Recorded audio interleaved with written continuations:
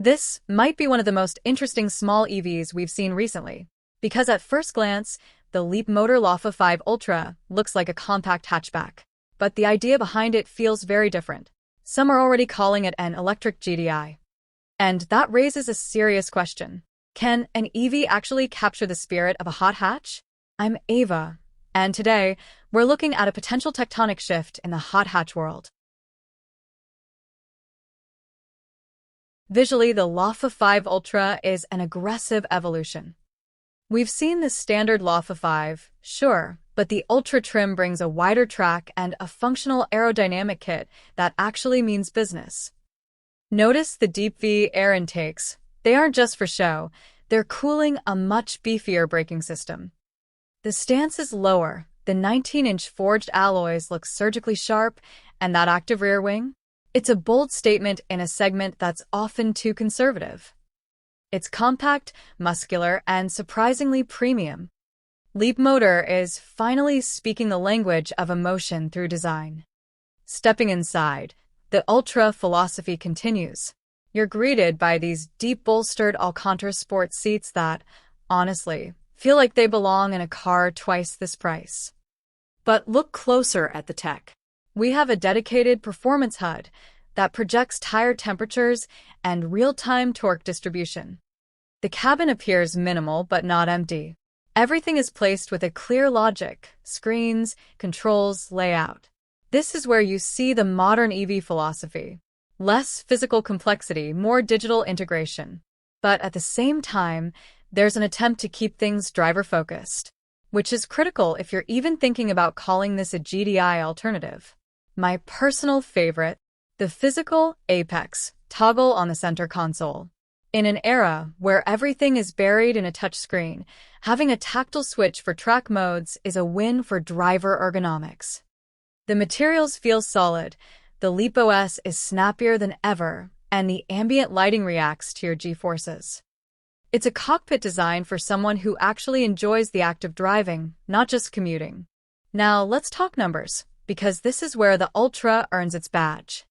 Built on the Leap 3.5 architecture, this beast pushes nearly 450 horsepower to all four wheels. 0 to 100? 3.7 seconds. But as I always say, power is nothing without thermal management. The 800V silicon carbide system here is the star. The Lafa5 Ultra is expected to deliver strong electric performance within a relatively lightweight and compact structure. It allows for repeated hard launches without the dreaded EV limp mode. The suspension has been tuned with frequency-selective damping, meaning it stays composed when you're throwing it into a corner, but doesn't break your spine on the way home. It's a sophisticated balance that most startups usually miss. So, the million-dollar question. Is it an electric GTI? To me, a GTI isn't just about speed. It's about utility meeting hooliganism. The Lafa5 Ultra has that flickable nature. It's light for an EV, and the steering feedback is surprisingly communicative. It captures that point-and-shoot spirit that made the original hot hatches legendary. It doesn't feel like a heavy battery on wheels. It feels like a precision tool. So, yes, the soul is there. Market-wise, the Lafa5 Ultra is throwing a massive wrench into the works. It's undercutting the Cupra-born VZ and putting the MG4X Power on notice. While the legacy Europeans are struggling with software and pricing, Leapmotor is delivering a polished, high-performance package that's accessible. They aren't just competing on price anymore, they're competing on desirability. That's a dangerous spot for the incumbents to be in. My final verdict? The 2026 Leapmotor Lafa5 Ultra is a wake-up call. It proves that electric performance doesn't have to be sterile or six figures. It's raw, it's smart, and it's arguably the most exciting car Leapmotor has ever built. If this is their new baseline, the old guard should be very, very worried.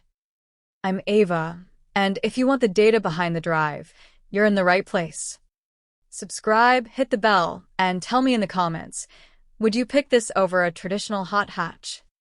I'll see you in the next analysis.